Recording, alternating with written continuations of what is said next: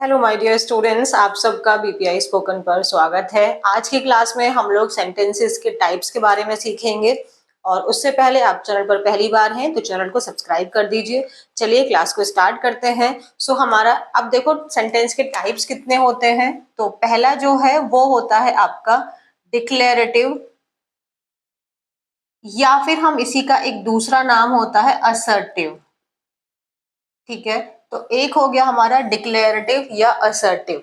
Assert की अगर हम बात करें या डिक्लेयर की हम बात करें तो असर्ट जो है ये अपने आप में एक वर्ब है, यानी क्रिया है। असर्ट का मतलब होता है बात को कहना। ठीक है, तो असर्ट का या डिक्लेयर का मतलब ही होता है उसने वो बात डिक्लेयर कर दी, यानी उसने वो बात बोल दी, कह दी। तो असर्ट या डिक्लेयर का मतलब ही हो गया कहना। इसके पीछे जो आईवीई लगा है ये तो इसको एडजेक्टिव बना रहा है। ठीक है, अब हम क्योंकि यहाँ पे क्या लगा देते हैं सेंटेंस, तो सेंटेंस हो गया नाउन, ये इसकी विशेषता बता रहा है, तो ये थोड़ी एक्स्ट्रा इन्फॉर्मेशन दी। बाकी आपको एक बात याद रखनी है, असर्ट असर्ट या डिक्लेयर का मतलब होता है बात को कहना। तो यही आपका पहला प्रकार हो गया सेंटेंस का, डिक्लेरेटिव या असर्टिव सेंटेंस। इसको हिंदी में कथनात्मक कहते हैं, यानी कथन को कहना, यानी अपनी बात को कहना। डेफिनेशन लिखने से पहले हम एक इसके कुछ सेंटेंस लिख लेते हैं। मैंने बोला बात को कहना, अपना ओपिनियन रखना, कोई फैक्ट बोलना, कुछ भी चीज जो नॉर्मल सेंटेंस है। अब जैसे मैंने बोला he is a good boy. अब he is a good boy में मैंने सिर्फ एक अपनी बात बोली है, अपना ओपिनियन रखा है। तो ये जो है, या तो आप इसे एक स्टेटमेंट मान सकते हैं कि मेरी तरफ से एक स्टेटमेंट आ गया है, या फिर ये मेरा ओपिनियन है। तो ये आपका कौन से प्रकार में आएगा, अगर हमें पहचानने के लिए आता है कि identify the types of a sentence. अगर आप मतलब मान लो क्लास में है, 6-7 या एकेडमिक्स में है, आपसे सेंटेंस का पूछने के लिए सेंटेंस आता है कि identify the types of a sentence and this sentence is given to you, then what will you say? This is your declarative or assertive।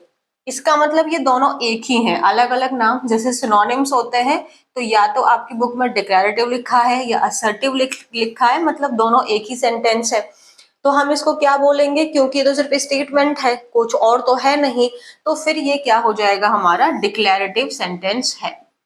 जैसे मैंने बोला टुडे इज हॉलीडे, आज क्या है, आज छुट्टी है। तो ये भी तो एक मैंने सिर्फ अपनी बात बोल दी, एक स्टेटमेंट आ गया आपको। मान लो स्कूल की तरफ से आज आपको एक स्टेटमेंट आ गया कि आज छुट्टी है।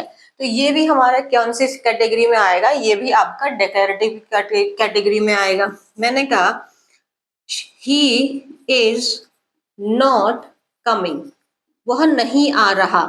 ये भी तो सिर्फ एक स्टेटमेंट हो गया कि वो नहीं आ रहा है। तो ये भी हमारा डिक्लेरेटिव की कैटेगरी में ही आएगा।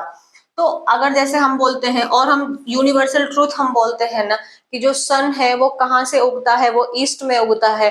प्लांट्स हमें क्या देते हैं, ऑक्सीजन देते हैं। तो अगर मैं लिखूं प्लांट्स हमें क्या देते हैं, ऑक्सीजन देते हैं। So plants give us oxygen, ये यूनिवर्सल ट्रूथ हो गया। तो ये भी क्या है, ये डिक्लेरेटिव है। अगर देखो अभी ना, जब आप बाकी टाइप्स भी पढ़ोगे तो और आसान हो जाएगा। तो डिक्लेरेटिव या असर्टिव सेंटेंस का मतलब होता है अपनी बात को कहना, अपना ओपिनियन रखना। ठीक है, जैसे मैंने बोला you are not allowed in my class, मेरी क्लास में आप अलाउ नहीं है, मैं आपको परमिशन नहीं देती हूँ कि आप मेरी क्लास में आके बैठे। तो मैं भी यहाँ पे सिर्फ अपना ओपिनियन रख रही हूँ, मेरा स्टेटमेंट है कि आप मेरी क्लास में नहीं आ सकते हैं, you are not allowed here, है ना। तो ये सब स्टेटमेंट्स हैं। यहाँ पे कुछ भी आपको क्या हो रहा है, या तो स्टेटमेंट है, या फैक्ट है, या कोई यूनिवर्सल ट्रूथ है। डन। तो अब इसकी अगर हमें सेंटेंस की डेफिनेशन लिखनी होगी तो वो क्या होगी। So now let's see the definition. So write down in your notebook. अभी हमने क्या बात की थी, ये जो सेंटेंसेस होते हैं ये हमें क्या प्रोवाइड करते हैं, या तो इंफॉर्मेशन, जानकारी। जैसे अभी कल की क्लास में हम लोग ने पढ़ा था कि जो माधव नेशनल पार्क है, माधव नेशनल पार्क क्या हो गया है आपका, आपका 58 क्या डिक्लेयर कर दिया है आपका, Madhav national park is declared as the 58th tiger reserve. तो माधव नेशनल पार्क को क्या डिक्लेयर कर दिया है कि अब जो माधव नेशनल पार्क है वो टाइगर रिजर्व के नाम से जाना जाएगा, और टोटल कितना हो गया है, 58 नंबर का टाइगर रिजर्व है। कहाँ पर है ये, मध्य प्रदेश में है। ठीक है, अच्छा, तो ये एक इंफॉर्मेशन हो गई। क्या है ये, इंफॉर्मेशन है कि जो माधव नेशनल पार्क है उसको क्या डिक्लेयर कर दिया गया है, 58 नंबर का टाइगर रिजर्व। तो ये क्या है, ये इंफॉर्मेशन है। अगर इसके टाइप ऑफ सेंटेंस की बात बोलेंगे तो ये आपका डिक्लेरेटिव या असर्टिव हो गया है। फैक्ट्स क्या हो सकते हैं, फैक्ट्स के सेंटेंस में आप क्या लगा सकते हो, जैसे अभी मैंने बोला था कि जो प्लांट्स हैं वो हमें क्या देते हैं, ऑक्सीजन देते हैं। तो ये क्या है, ये एक फैक्ट ही तो है, प्लांट हमें ऑक्सीजन देते हैं। सन कहाँ से उगता है, ईस्ट से उगता है, ये फैक्ट हो गया। या ये यूनिवर्सल ट्रुथ में भी आ सकता है, ये इसको आप यूनिवर्सल ट्रुथ में भी लगा सकते हो। डन है। अब अगर मैंने अपना ओपिनियन बोला, मैंने कहा वो एक अच्छा लड़का है, ही इज अ गुड बॉय, ये मेरा ओपिनियन है, बट आपका ओपिनियन गलत हो सकता है। मैंने कहा शी वर्क्स हार्ड, वो कठिन परिश्रम करती है, लेकिन मान लो आप उसको करीब से देखते हो, आप कहोगे नहीं मैम शी वर्क्स हार्ड, तो आप कहोगे नहीं मैम वो बिल्कुल मेहनत नहीं करती है। तो ये मेरा ओपिनियन है, आपका ओपिनियन इससे अलग हो सकता है। तो ये जो सेंटेंसेस होते हैं ये आपको बहुत सिंपल है। असर्टिव या डिक्लेरेटिव का मतलब होता है बात को कहना, आप जानकारी दे रहे हो, कोई बात कथन कह रहे हो, या कोई यूनिवर्सल ट्रूथ है, या आपका अपना ओपिनियन है। अब अगर हम इसके स्ट्रक्चर की बात करें, डिक्लेरेटिव सेंटेंस के स्ट्रक्चर की बात करें, तो दो टाइप में आ जाता है। यानी अगर अब ये जो सेंटेंस है इसका फर्दर सब डिवीजन होता है, तो फिर आपके दो और प्रकार बन जाते हैं, अफर्मेटिव सेंटेंसेस या नेगेटिव सेंटेंसेस। अगर आप टाइप्स ऑफ सेंटेंसेस में देखोगे तब अफर्मेटिव या नेगेटिव नहीं होता है। अफर्मेटिव एंड नेगेटिव एक सब डिवीजन है, सब पार्ट है किसका, असर्टिव या डिक्लेरेटिव का। तो असर्टिव का कैसे, अफर्मेटिव, अफर्मेटिव में जो एक शब्द चुनाव आपका छिपा हुआ है, अफर्मेशन। अफर्मेशन का मतलब ही होता है पॉजिटिव चीजें, अफर्मेशन का मतलब हो जाता है पॉजिटिव। अफर्मेशंस करनी चाहिए हमें, अफर्मेशन करनी चाहिए अपनी लाइफ को लेके, आपको अफर्मेशंस करनी चाहिए। अफर्मेशन में तो आप ऐसा मान के चलियो कि आप जो चाहते हो वो हो रहा है, वो होगा। आप मान के चलो कि आपको जो भी चाहिए, आपको कोई मान लो आप स्पोकन, आप बहुत अच्छे से फ्लुएंट इंग्लिश बोलना चाहते हैं, तो आप अपने आप को बोलो yes I am a very fluent speaker, I can speak so well, I am a very good learner. ऐसे आप बोलो खुद को, तो आप अपने आप को अफर्मेशंस दे रहे हो, आप अपना माइंडसेट पॉजिटिव कर रहे हो। यहीं से बना है ये शब्द अफर्मेटिव। सो अफर्मेटिव सेंटेंसेस कौन से सेंटेंसेस होते हैं, ये जो होते हैं these are the positive sentences. Affirmative sentences कौन से होते हैं, ये पॉजिटिव सेंटेंसेस होते हैं। और अगर हम इसके स्ट्रक्चर की बात करें, तो इसके स्ट्रक्चर में अगर आप देखोगे तो आपको क्या दिखाई दे रहा है, माधव नेशनल पार्क, ये एक आपको सब्जेक्ट दिखाई दे रहा है ना। सब्जेक्ट में भी बोलूं तो ये आपको एक नाउन दिखाई दे रहा है, और नाउन जो है वो सब्जेक्ट बनने का काम करता है। प्लांट्स भी आपका क्या है, एक नाउन है। ये ही क्या है, ये प्रोनाउन है, और शी क्या है, ये भी एक प्रोनाउन है।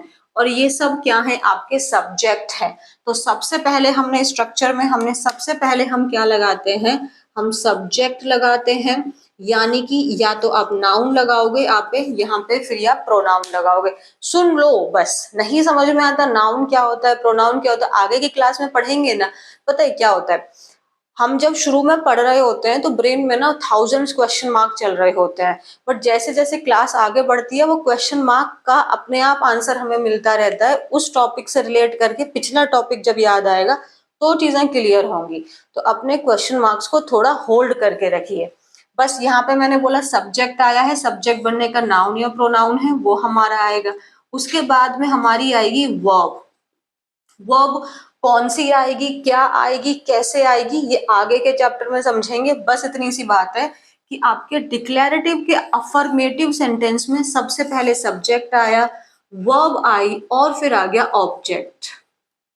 जैसे मैंने बोला मैं एक टीचर हूं, तो ये क्या बन गया, आई एम अ टीचर। मैं पढ़ा रही हूं, आई एम टीचिंग। ये दोनों ही किस सेंटेंसेस में है? ये डिक्लेरेटिव सेंटेंस है। और अगर हमसे बोले, अगर वो पूछे अफर्मेटिव है या नेगेटिव है, तो सिंपल बात है, ये पॉजिटिव सेंटेंसेस हैं, कुछ भी नकारात्मक बात तो हो नहीं रही है, तो ये आपके पॉजिटिव यानी अफर्मेटिव सेंटेंसेस हैं। सबसे पहले क्या लगाया? सब्जेक्ट, फिर मैंने लगाया वर्ब। इस सेंटेंस में तो ऑब्जेक्ट है भी नहीं, तो सेंटेंस में ऑब्जेक्ट हो भी सकता है, नहीं भी हो सकता है, ऑब्जेक्ट आपका ऑप्शनल है। लेकिन सब्जेक्ट एंड वर्ब कंपलसरी है, ऑब्जेक्ट ऑप्शनल है। बट यहाँ पे मैंने लगा दिया आई एम अ टीचर, तो ये यहाँ पे प्रेजेंट है। बात क्लियर है? दूसरा सेंटेंस है हमारा नेगेटिव, यानी इसका सेकंड पार्ट जो है वो नेगेटिव है। और नेगेटिव को नाम से ही समझ में आ गया कि ये नकारात्मक बातें करेगा। तो अगर हम इसके स्ट्रक्चर की बात करें, तो सबसे पहले इसमें भी आपका सब्जेक्ट तो आएगा। जैसे मैंने कहा नहीं, मैं टीचर नहीं हूं, तो मैं क्या बोलूंगी? आई एम नॉट अ टीचर। नहीं, मैं नहीं पढ़ा रही, तो मैं क्या बोलूंगी? आई एम नॉट टीचिंग। मान लो मैम आप मैथ्स पढ़ा रहे हो, मैंने कहा नहीं भाई, मैं मैथ्स थोड़ी पढ़ा रही हूँ, आई एम नॉट टीचिंग मैथ्स। ठीक है, तो इसमें क्या रहता है? नेगेटिव में क्या रहेगा? पहले आपका सब्जेक्ट आएगा। अब ये नेगेटिव है तो आपको नॉट तो लगाना ही लगाना है, यानी आपका एक हेल्पिंग वर्ब, फिर आपका नॉट, फिर आपका मेन वर्ब, और फिर आपका ऑब्जेक्ट। बट जब इसी वाली चीज को मैं आपको और अच्छे से ब्रॉडली एक्सप्लेन करूंगी, जब हमें कल की परसों की क्लास में, जब हम लोग इस एम आर को मेन वर्ब की तरह लगाना सीखेंगे। क्योंकि आपको यहाँ पे ये ब्रेन में क्वेश्चन आ सकता है कि मैम यहाँ पे अगर एम हेल्पिंग वर्ब है, ये नॉट है, आपने बता दिया नॉट है, बट यहाँ पर मेन वर्ब तो प्रेजेंट ही नहीं है, यानी आपका स्ट्रक्चर क्या है? यहाँ पे करेक्ट नहीं है। तो इस स्ट्रक्चर में जो 90% ये करेक्ट है, बट 10% में जो ये क्वेश्चन इसमें नहीं फिट हो पा रहा है, ये हमें अभी आगे की क्लास में सीखना होगा।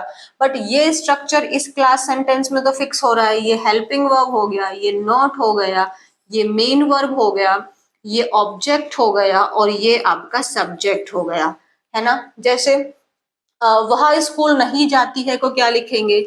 She does not go to school.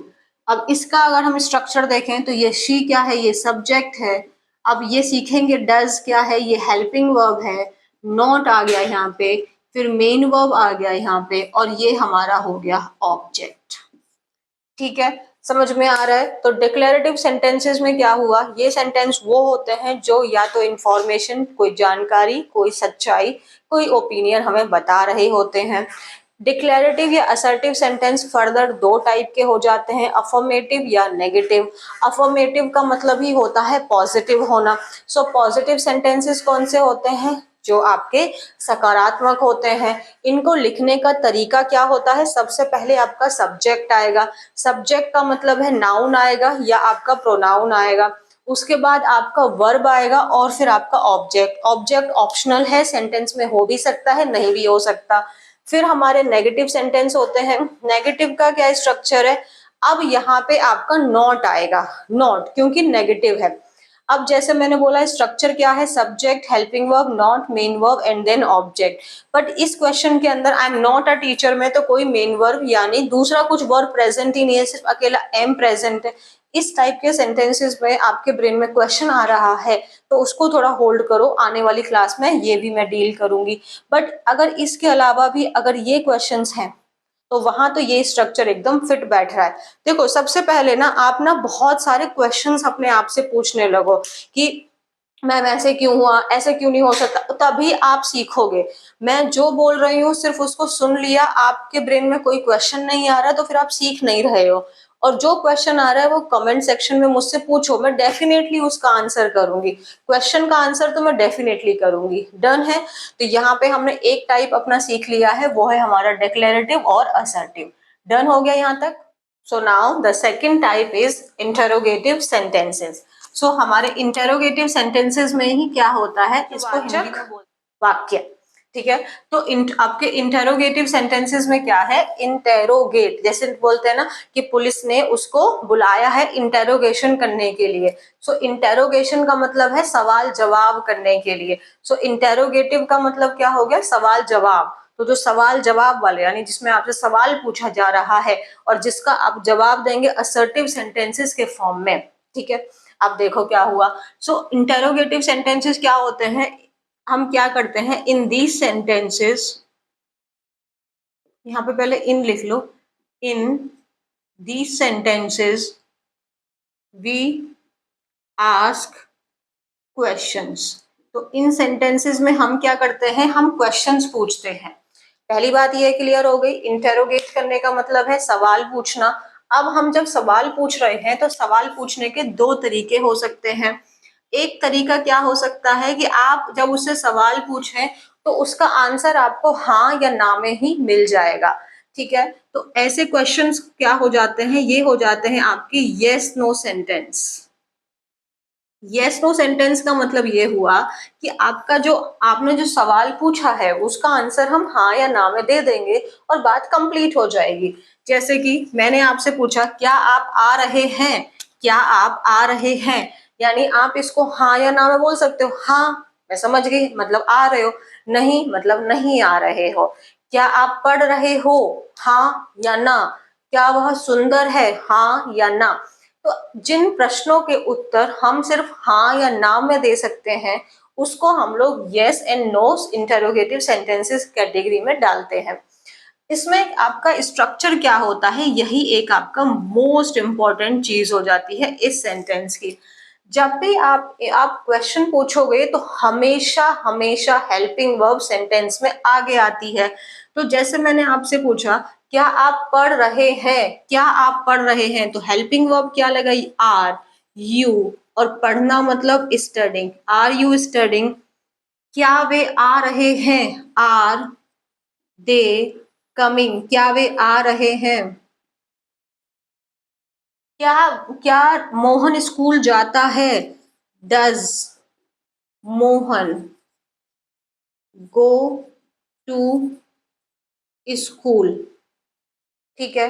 अच्छा अगर हम देखें क्या तुमने अपना काम पूरा कर लिया, have you completed your work, have you completed your work। अब इन सब आंसर्स में हम अपना जो आंसर है वो यस या नो के थ्रू बता देंगे और हमें समझ में आ जाएगा।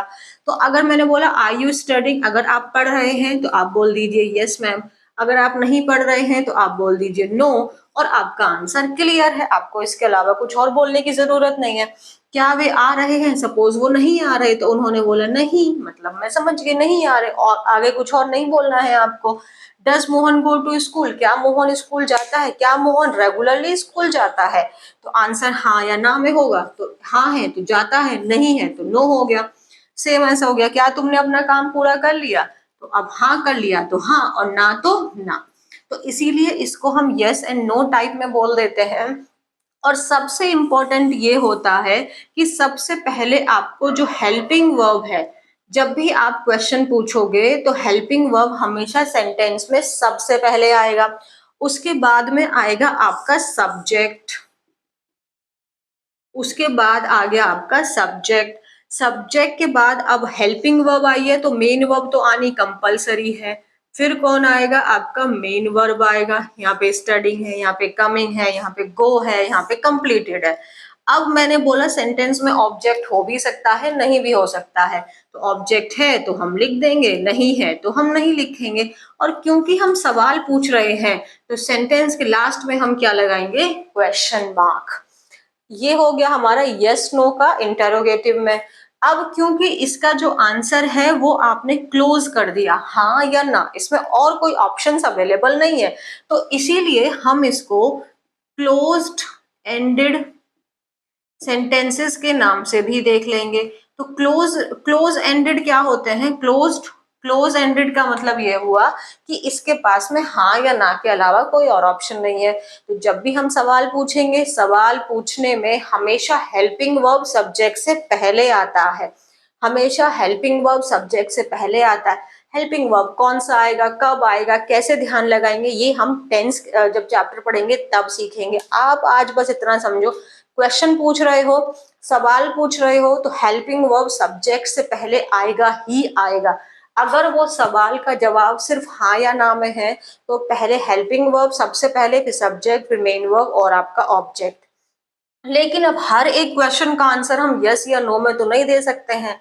तो मैंने पूछ लिया कि अब आर यू स्टडिंग में मैंने पूछा कि क्या तुम पढ़ रहे हो, मैंने पूछा तुम क्यों नहीं पढ़ रहे हो। ऐसा भी तो पूछ सकते हैं ना कि तुम क्यों नहीं पढ़ रहे हो, इसका तुम आंसर दोगे क्योंकि मेरी तबीयत ठीक नहीं है, क्योंकि ये हो गया वो हो गया। तो तुम्हारे पास बहुत सारे सवाल के इसके आंसर्स हैं अपने। तो इसको हम ये यस नो नहीं हो जाते, ये होते हैं WH वर्ड क्वेश्चंस। इसमें हम क्या करते हैं, हमारे पास में पूरा आंसर जो है हम वो एक स्टेटमेंट के रूप में देते हैं। इसमें जो आंसर होता है वो कैसे रहता है, यस नो में। लेकिन इसमें हमें स्टेटमेंट के रूप में आंसर देना होगा। जैसे इसी क्वेश्चन को मैंने लगा दिया कि तुम क्यों पढ़ रहे हो, पूछ सकती हूँ ना मैं, क्यों पढ़ रहे हो तुम। तो वो लोग मेरे एग्जाम्स आ रहे हैं, तो मैंने पूछा व्हाई आर यू स्टडिंग। आप क्या बोलोगे, मेरे क्योंकि मेरे एग्जाम्स आ रहे हैं, क्योंकि मैम ने मेरी मार लगाई थी, क्योंकि मैंने होमवर्क नहीं किया था। तो ऐसे कुछ भी बोलोगे, यानी आपको एक स्टेटमेंट देना पड़ेगा। दूसरा है आर दे कमिंग, क्या वे आ रहे हैं। मैं पूछ सकती हूँ क्यों आ रहे हैं, वाई आर दे कमिंग, है ना। वह क्यों आ रहे हैं, वो क्यों नहीं आ रहे हैं। और कब आ रहे हैं, वेन आर दे कमिंग, वे कब आ रहे हैं। ऐसे हम पूछ सकते हैं कि कब आ रहे हैं, कितने बजे आएंगे वो लोग। तो यहाँ पे हम वेन लगा दिया। आपने बोल सकता है, आप बोल दोगे कि वो लोग कब आ रहे हैं, मान लो आप बोलो परसों आ रहे हैं, 20 दिन बाद आ रहे हैं। तो यस नो के अलावा कुछ और बोलना पड़ रहा है। हमने बोला क्या मोहन स्कूल जाता है, आपने बोला नहीं। फिर मैंने बोला मोहन स्कूल क्यों नहीं जाता, क्यों नहीं जाता वो डेली स्कूल। तो फिर हम क्या बोलेंगे, why does he not go to school regularly, कि वो रेगुलरली स्कूल क्यों नहीं जाता है, क्या प्रॉब्लम है कि वो रेगुलरली नहीं जाता है। फिर हमने यहाँ पे क्या बोला, आपने कोई स्टेटमेंट देना पड़ेगा, क्योंकि उसकी तबीयत ठीक नहीं है, या उसके पापा बीमार हैं, या स्कूल की फीस जमा नहीं हुई है। तो कोई भी रीजन है, बट स्टेटमेंट देना पड़ रहा है। मैंने पूछा काम पूरा कर लिया, तुमने कहा नहीं काम कंप्लीट किया। तो मैं पूछूंगी क्यों नहीं किया है, या फिर तुमने बोला हाँ मैंने कर लिया। बोलूंगी कैसे काम पूरा किया तुमने। तो फिर मैं बोलूंगी how did you complete your work, तुमने अपना काम कैसे पूरा किया। How did you complete your work, तुमने अपना काम कैसे पूरा किया। तो अब इनमें आप देखोगे हमने एक अलग अलग शब्द, एक एक्स्ट्रा शब्द हमने यहाँ पे जोड़ा, और बाकी तो हमने सारा का सारा वही लिख दिया है। तो ये हमारा हो जाता है स्टेटमेंट वाला, मतलब हेल्पिंग वर्ब आगे आ रहा है। यहाँ पे भी सब्जेक्ट से पहले आपका हेल्पिंग वर्ब यहाँ भी आ रहा है। लेकिन यहाँ पे क्या हो गया है कि हेल्पिंग वर्ब आया सब्जेक्ट से पहले, बट यहाँ पे एक एडिशनल शब्द लगा दिया है, और जिसको हमने बोलते हैं WH वर्ड क्वेश्चंस। मतलब जब हम सवाल पूछ रहे हैं तो उस सवाल का जो उत्तर है वो हाँ या ना के अलावा किसी और शब्दों में दिया जाएगा। तो ऐसे क्वेश्चंस को जब पूछा जाता है तो हेल्पिंग वर्ब से पहले हम एक और शब्द जोड़ देते हैं। अब जैसे ये क्वेश्चन वाले शब्द आप बाद में सीखोगे, वाई क्यों, है ना। व्हेन का मतलब कब हो गया, हाउ का मतलब कैसे हो गया। जैसे मैंने बोला तुम कैसे हो, तो इसको बोलेंगे how are you, how are you going there, कि तुम वहां कैसे जा रहे हो। मान लो मैंने ये क्वेश्चन पूछ लिया, तो हाउ को हम पूछते हैं कैसे वाले में, कैसे जा रहे हो, कैसे कर रहे हो। व्हेन को हम पूछते हैं कब का, जब हमें क्वेश्चन पूछना होता है। वाई हम पूछते हैं क्यों के लिए। तो जितने भी ये WH वर्ड्स हैं ये हम एक सेपरेट क्लास में पढ़ेंगे। बट आपको ये याद रखना है कि जब हमें इस तरीके का क्वेश्चन पूछना है जिसका आंसर स्टेटमेंट में दिया जाएगा, तो फिर उसका स्ट्रक्चर क्या रहेगा आप देखोगे। कोई एक आपका WH वर्ड आपने लगा दिया, WH यानी जो क्वेश्चन पूछने वाले शब्द हैं। फिर आपका एग्जैक्टली हेल्पिंग वर्ब आएगा, फिर आपका सब्जेक्ट आएगा, फिर आपका मेन वर्ब आएगा, और ऑब्जेक्ट है तो बेहतर, नहीं है तो कोई दिक्कत नहीं है। ठीक है, तो अगर हमारा जब आंसर स्टेटमेंट में होता है, हमारा जब आंसर है वो स्टेटमेंट में है, यस नो के अलावा है, तो WH वर्ड आ गया सबसे पहले, उसके बाद हेल्पिंग वर्ब, फिर subject, main verb and then object. But अगर हमारा आंसर यस या नो में है तो सीधा हेल्पिंग वर्ब लगाओ, फिर अपना सब्जेक्ट लगाओ, फिर अपना मेन वर्ब लगाओ, और ऑब्जेक्ट लगा दो अगर है तो। ठीक है। तो अब ना मैंने अपनी ऑफलाइन क्लास में ये चीज देखी थी, बच्चे बहुत कंफ्यूज करते हैं। तो प्लीज ध्यान रखिए, जब भी आपका प्रश्न आप पूछ रहे हैं तो आपको हेल्पिंग वर्ब लगानी होती है। अब जब आपका प्रश्न सिर्फ हाँ या ना में आंसर दिया जा सकता है तो हेल्पिंग वर्ब से ही शुरुआत होगी, और अगर आपके जो क्वेश्चन है उसका आंसर हमें एक स्टेटमेंट में देना होगा तो हमें हेल्पिंग वर्ब के पहले एक WH वर्ड लगाना होगा जो उसके अप्रोप्रिएट है। अब हम इंट्रोगेटिव एंड असर्टिव सेंटेंस जो हमने पढ़े हैं उसको हम कंबाइन सीखने की कोशिश करते हैं। अब सपोज करो मैंने एक क्वेश्चन पूछा, क्वेश्चन क्या पूछ सकते हैं, why did he call you yesterday? अब मान लो कोई लड़का है, उसने किसी लड़की के घर फोन किया। अब वो जो लड़की की मम्मी है वो कह रही है उस लड़की से कि उस लड़के ने कल तुम्हें फोन क्यों किया। वो पूछ सकती हैं why did he call you yesterday, उसने कल तुम्हें फोन क्यों किया। तो तुम्हें क्या बताना पड़ेगा, मान लो तुम्हारी मम्मी कूल है तो बात साफ साफ बता सकते हो, नहीं तो फिर तुम्हें थोड़ा मैनिपुलेट करना पड़ेगा। तो क्या बोलोगे, ही called me, he called me to ask the to ask about the homework। यही होता है ना, मम्मी काम पूछना था वो। So he called me because he was absent yesterday, ऐसे पूरा कर लेते हैं। ही कॉल्ड मी, क्यों फोन किया उसने, because he was absent yesterday, क्योंकि वो कल क्लास आया नहीं था, उसको होमवर्क पता नहीं था, इसीलिए उसने मुझे कॉल किया। So he called me because he was absent yesterday। अब हम देखो ये हो गया क्वेश्चन, तो इसको हम बोलेंगे इंट्रोगेटिव। इंट्रोगेटिव में भी WH वर्ड से शुरुआत हुई है क्योंकि जो सवाल है उसका आंसर हमें एक स्टेटमेंट में देना पड़ रहा है। अगर उसकी मम्मी सिर्फ इतना पूछती क्या उसने तुम्हें कल फोन किया था तो आप हाँ या ना दे देते, बट उन्होंने एक पूरा पूछा क्यों कॉल किया था तो ये WH से शुरुआत हुई। फिर यहाँ पे देखो हमने हेल्पिंग वर्ब लगाया, फिर यहाँ पे हमने सब्जेक्ट लगाया, फिर यहाँ पे हमने मेन वर्ब लगाया, ये हमारा ऑब्जेक्ट हो गया।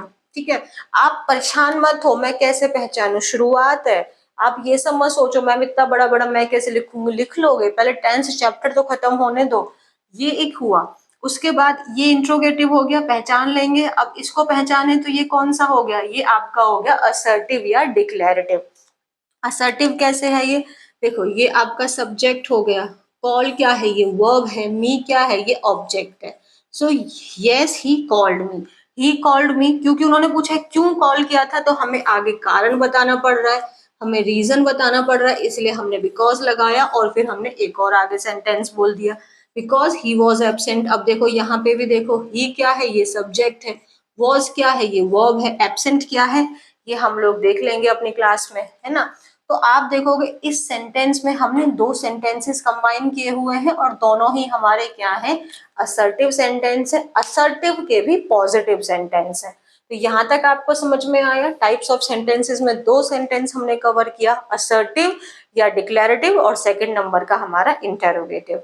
क्लियर है यहाँ टाइप क्या है, हमारा इंपेरेटिव सेंटेंसेस है। और इंपेरेटिव को हिंदी में बोलते हैं आदेशनात्मक, यानी आदेश दिया जाता है, बस सिंपल है। अब इंपेरेटिव सेंटेंसेस में क्या है, या तो आपको कमांड दिया जाएगा, ऑर्डर दिया जाएगा, इंस्ट्रक्शंस दिए जाएंगे या फिर आपसे रिक्वेस्ट की जाएगी, तो ये हो गए हमारे इंपेरेटिव सेंटेंसेस। डेफिनेशन यहाँ ऑलरेडी लिख दी है मैंने। So these sentences give command, order, suggestion, instruction और they make request. So let's do some sentences. अब हम अगर ऑर्डर की बात करें, मैंने ऑर्डर में क्या बोल सकते हैं, गेट आउट, तो ये ऑर्डर हो गया। गेट आउट क्या हो गया, बाहर जाओ यहाँ से, ये मेरा ऑर्डर है आपको, बाहर जाइए यहाँ से, गेट आउट। ठीक है, और मैंने बोल दिया डोर को बंद बंद कर दो, शट द डोर, तो मतलब दरवाजा बंद कर दो, ये भी मेरा ऑर्डर है आपको, ये मेरी कमांड है आपको, ये हो गया आपका। ठीक है, डोंट कॉल मी अगेन, दोबारा मुझे कॉल मत करना। ठीक है, ये भी मेरा ऑर्डर है आपको। उसके बाद में सजेशन में हम कैसे बोल सकते हैं, you should, you should work hard, तुम्हें मेहनत करनी चाहिए। तो ये मेरी आपको सजेशन है, आपको मेहनत करनी चाहिए, ये मेरी आपको सजेशन है। You should sleep early in the, you should wake up early in the morning, तुम्हें जल्दी जाग जाना चाहिए। रिक्वेस्ट के लिए मैंने क्या बोल सकता है, please do this work for me, please ये काम मेरे लिए कर दो, please do this work for me, please ये काम मेरे लिए कर दो। तो प्लीज लगा दिया हमने, तो ये रिक्वेस्ट को बता रहा है, ठीक है। सो ये सारे के सारे सेंटेंसेस हमारे किस कैटेगरी के हैं, अगर ये जो सेंटेंसेस हैं ये सारे के सारे हमारे इम्पेरेटिव कैटेगरी के हैं। और इम्पेरेटिव सेंटेंसेस में आपको या तो कमांड, ऑर्डर, सजेशन या आपसे रिक्वेस्ट की जाती है। और आप एक चीज ऑब्जर्व करेंगे इन सेंटेंसेस के, अगर हम स्ट्रक्चर की बात करें कि इसमें लिखा कैसे जाता है, स्ट्रक्चर क्या होता है, तो आप यहाँ पे ऑब्जर्व कर रहे हैं कि इन तीनों सेंटेंसेस में तो सब्जेक्ट यूज ही नहीं हुआ है, सीधा वर्ब से हमने शुरुआत कर दी है। एब्सोल्युटली, क्योंकि यहाँ पे ऐसा है कि हम मान के चलते हैं कि जो हमारा यू है, जैसे गेट आउट, अब गेट आउट किसको बोला जाएगा, जो भी मैं मान लो मैं बोल रही हूँ यू गेट आउट, है ना। सो हम सपोज करके चलते हैं जो हमारा यू है वो ऑटोमेटिकली वहां पे प्रेजेंट है, उसको हमें लिखने की जरूरत नहीं है। इसीलिए जो आपके इंपेरेटिव सेंटेंसेस होते हैं वो जनरली आपकी वर्ब से शुरू होते हैं, और हमने सब्जेक्ट किसको मान के चला है, यू को मान के चला है, इसीलिए ये जनरली वर्ब की फर्स्ट फॉर्म से शुरू होता है। जैसे do not come here again, यहाँ दोबारा मत आ जाना। Bring a glass of water, एक ग्लास पानी लेके आओ, ठीक है। और हमने क्या बोला, shut the door, get out. तो ये जनरली वर्ब की फर्स्ट फॉर्म से क्यों शुरू होते हैं, क्योंकि हम मान के चलते हैं कि जो हमारा सब्जेक्ट है वो यू है, और ये ऑटोमेटिकली हमने मान लिया है, इसीलिए इसको लिखने की जरूरत नहीं है। वर्ब की फर्स्ट फॉर्म से लिखे और फिर हमने यहाँ पे अपना ऑब्जेक्ट लगा दिया। ऑब्जेक्ट प्रेजेंट है तो ठीक है, नहीं प्रेजेंट है तो कोई दिक्कत नहीं है। जैसे गेट आउट में कोई ऑब्जेक्ट नहीं है, बट शट द डोर में ये वर्ब का फर्स्ट फॉर्म है, और जो ये डोर हो गया ये हमारा ऑब्जेक्ट है। डोंट कॉल मी अगेन, ये आपका वर्ब हो गया, और ये मी जो है ये आपका ऑब्जेक्ट है। लेकिन यहाँ पे क्या है, यू शुड वर्क हार्ड को मुझे एक पूरा बोलना पड़ा, तो यू शुड वर्क हार्ड में यहाँ पे हमने यू लगा दिया है। Please do this work for me, अब यहाँ पे देखो डू जो है ये वर्ब का फर्स्ट फॉर्म है, और रिक्वेस्ट कर रहे हैं तो इसीलिए हमने यहाँ पे प्लीज लगा दिया है। तो अगर हम इंपेरेटिव सेंटेंसेस के स्ट्रक्चर को देखें तो हमारे जनरली ये वर्ब के फर्स्ट फॉर्म से शुरू होते हैं, और उसके बाद में इसमें भी ऑब्जेक्ट प्रेजेंट या ना प्रेजेंट ये ऑप्शनल वाली बात हो जाती है, ये क्लियर है।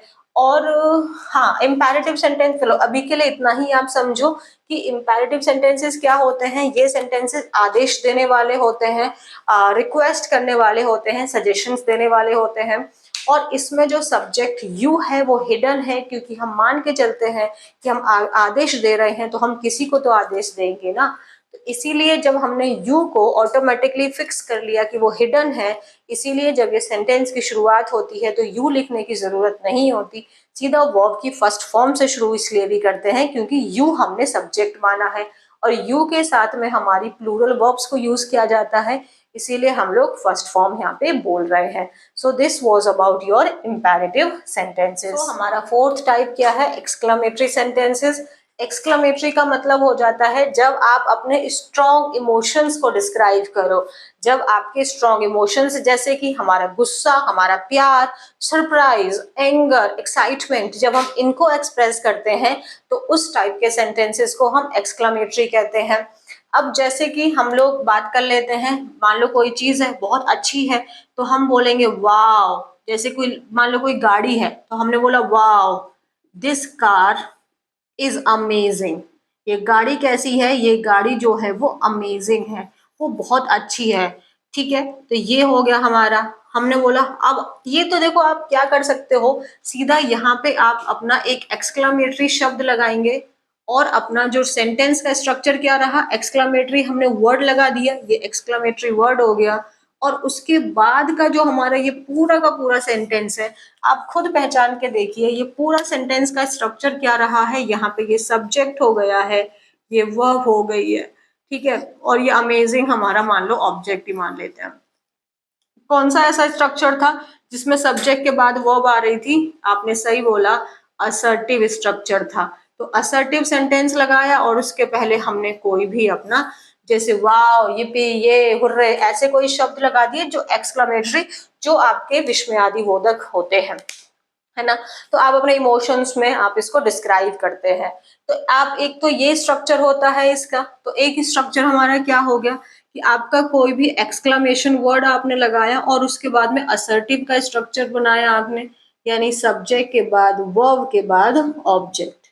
तो एक स्ट्रक्चर तो आपका ये हो जाता है। दूसरा ना, हम इसको वर्ड से भी दिखाते हैं। अब जैसे आपने वर्ड जो क्या है, इसको हम इंट्रोगेटिव तो होता है, बट हम यहाँ पे क्वेश्चन नहीं पूछ रहे हैं। जैसे मैंने कहा कितनी खूबसूरत गाड़ी है, अब इसको मैं ऐसे भी बोल सकती हूँ कि what a beautiful car this is, कि मतलब ये गाड़ी कितनी खूबसूरत है, what a beautiful car this is. या फिर मैंने बोला what a beautiful girl she is, कि वो कितनी ज्यादा खूबसूरत है, what a beautiful girl she is.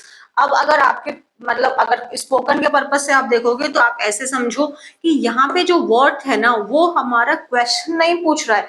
मैं बोल रही हूँ वाओ कितनी खूबसूरत है, इसको मैंने या तो ऐसे बोल दूं wow she is so beautiful, मैंने बोला wow she is so beautiful, but मैं इसको वर्ड के साथ भी बोल सकती हूँ और उसमें हम बोलेंगे what a beautiful girl she is, what a beautiful I you have got, what a beautiful voice. अब हमने यहाँ पे वर्ड के साथ में भी हम एक्सक्लेमेटरी सेंटेंसेस को बनाते हैं।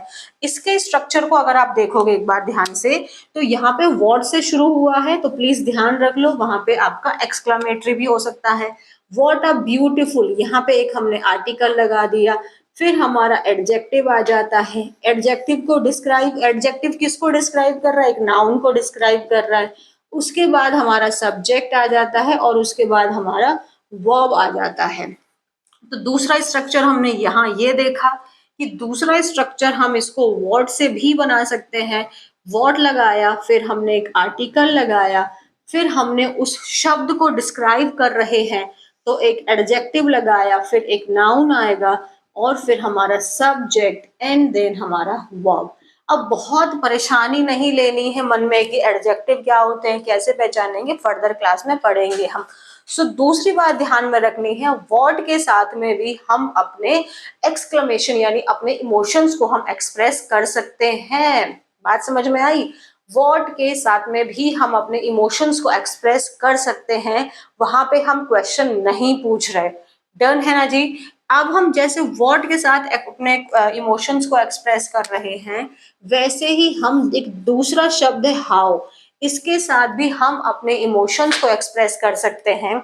जैसे what a beautiful car this is को हम ये दूसरे तरीके से हम ऐसे बोल सकते हैं हाउ ब्यूटीफुल दिस इज।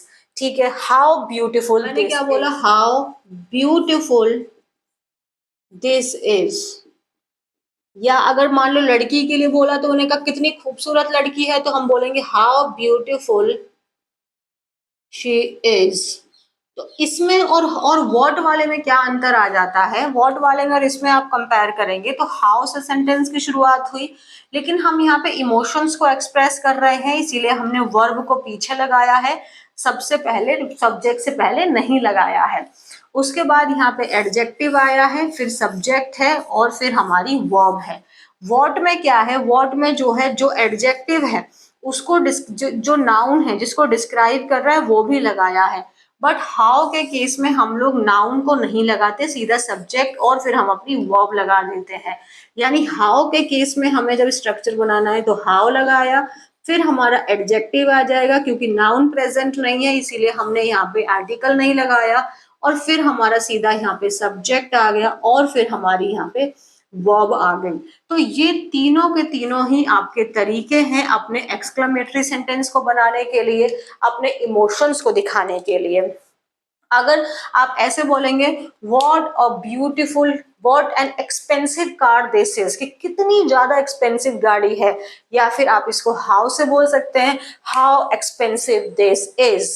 तो आपने डिफरेंस भी ध्यान में रखना है ताकि जब आप बोलें, देखो ऐसा होता है, लोग ऐसा बोलते हैं कि बोलने में आपका ग्रामर मैटर नहीं करती है, बट आई डोंट अंडरस्टैंड, ऐसा कैसे कह सकते हैं। डेफिनेटली आप जब बोल रहे हैं तो उसका व्याकरण तो इम्पोर्टेंट है, तो ऑब्वियसली ग्रामर के कुछ चैप्टर्स तो बहुत इंपॉर्टेंट है, और अगर आपको एक फ्लुएंट स्पीकर बनना है तो आपको हर एक चीज को बहुत डिटेल में बोलना है, तभी आपको कॉन्फिडेंस आ पाएगा कि मैं जो बोल रहा हूँ वो सही बोल रहा हूँ। तो ये भी आपको ध्यान रखना है। व्हाट एंड हाउ के साथ में क्वेश्चंस तो बनते ही बनते हैं, बट व्हाट एंड हाउ के साथ में हम अपने इमोशंस को भी एक्सप्रेस कर सकते हैं। एक्सक्लेमेटरी सेंटेंसेस वो होते हैं जिसमें हम लोग अपने इमोशंस को एक्सप्रेस करते हैं। इमोशंस हमारे किसी भी प्रकार के हो सकते हैं। आपको एक्सक्लेमेशन वर्ड्स वाले तो आपको आते होंगे, नहीं आते हैं तो ये रहे। उसके अलावा व्हाट एंड हाउ से भी हम अपने इमोशंस को एक्सप्रेस कर सकते हैं। तो इसके साथ हमारा जो 4th नंबर का जो सेंटेंस है वो हो जाता है कंप्लीट। सो हमारा लास्ट सेंटेंस क्या है? Optative sentences. ऑप्टेटिव सेंटेंसेस को इंग्लिश में बोलते हैं इच्छा सूचक, मतलब जो हमारी इच्छा है उसको हम लोग बोल रहे हैं, उसको व्यक्त कर रहे हैं। तो इसमें हम क्या एक्सप्रेस करते हैं? कोई आशीर्वाद है, प्रेयर है, डिजायर है, विश। कर्स, कर्स का मतलब अभिशाप हो गया। डिजायर, ब्लेसिंग का मतलब आशीर्वाद हो गया। जैसे आपने मुझे, मान लो मुझे विश किया, आपने मुझे बोला गुड मॉर्निंग मैम, और फिर मैंने क्या बोल दिया आपको? God bless you. मैंने क्या बोल दिया? God bless you. अब इसी सेंटेंस को हम ऐसे भी लिख सकते थे, may God bless you, may God bless you.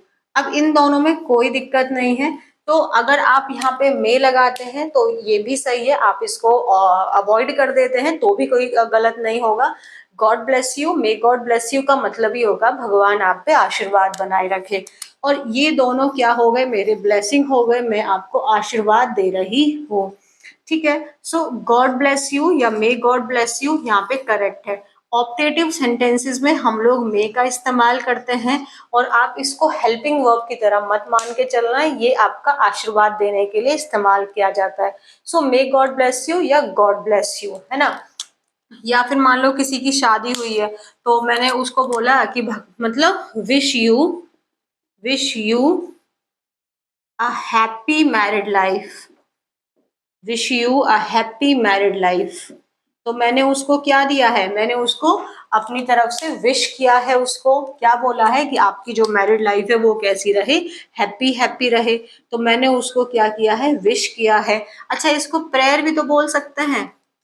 अब कर्स में मान लो तुम मुझे, कोई मुझे बहुत परेशान कर दिया, मैंने कहा गो टू हेल, हाँ, यू गो टू हेल। सो हम बोल सकते हैं यू गो टू हेल, या सिंपली में हम जनरली बोलते हैं गो टू हेल, है ना। और अगर उसने ज्यादा ही परेशान कर दिया तो ऐसे बोल देना रोट इन द हेल, मतलब तुम नरक में सड़ो, बोल सकते हो अगर कोई ज्यादा ही इरिटेट कर रहा है तो। सो गो टू हेल या रोट इन द हेल, ये क्या है? ये हो गया हमारा कर्स, ये हम किसी को अभिशाप दे रहे हैं।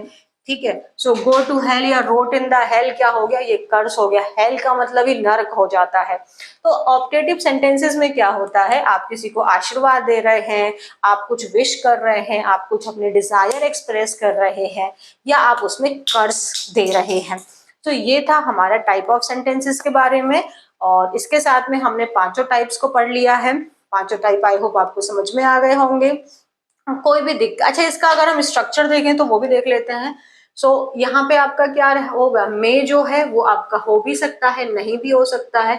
जब हम ब्लेसिंग देते हैं, कर्स में भी लगा सकते हैं, may you rot in the hell, may you go to hell, तो आप इसमें मे लगा सकते हैं। ठीक है, जब आप ब्लेसिंग या कर्स दे रहे हैं तो आप इसमें ब्लेस कर रहे हैं किसी को, या आप उसको अभिशाप दे रहे हैं, तो आप मे लगा सकते हैं। उसके बाद में सब्जेक्ट लगा दीजिए, एंड देन आप अपना ऑब्जेक्ट लगा दीजिए। डन। आप अगर मे को आप अवॉइड कर देंगे, नहीं भी लिखेंगे तो भी कोई गलत नहीं है। जैसे मैंने बोला मे you rot in the hell, may you rot in the hello मतलब तुम नरक में सड़ो। या फिर मैंने बोल दिया you rot in the hello या रोट इन द हेल, ये सब करेक्ट है, इसमें कोई दिक्कत नहीं है। आप सीधा यहाँ पे वर्ब से भी शुरुआत कर सकते थे, जैसे मैंने कहा था ये वाला गो टू हेल में मैंने सीधा वर्ब से शुरुआत कर दी, है ना। यहाँ पे मैंने सब्जेक्ट लगाया है, मे लगाया है, यहाँ पे मैंने मे अवॉइड कर दिया है। तो ये था हमारा पूरा आज की क्लास के बारे में।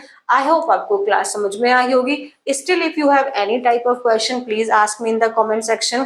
बट जो आगे के क्वेश्चन है, क्योंकि जस्ट अभी तो ग्रामर की शुरुआत हुई है, बहुत कुछ है जो हमें सीखना है, तो जितने भी सवाल आ रहे हैं वो अपनी कॉपी में आज लिख लो कि मेरे मन में ये क्वेश्चंस हैं, क्योंकि जब हम वो टॉपिक पढ़ेंगे आगे चल के वो अगर तब भी आपको वो आंसर ना मिले तो आपको फिर मेरे से जरूर पूछना है, ठीक है।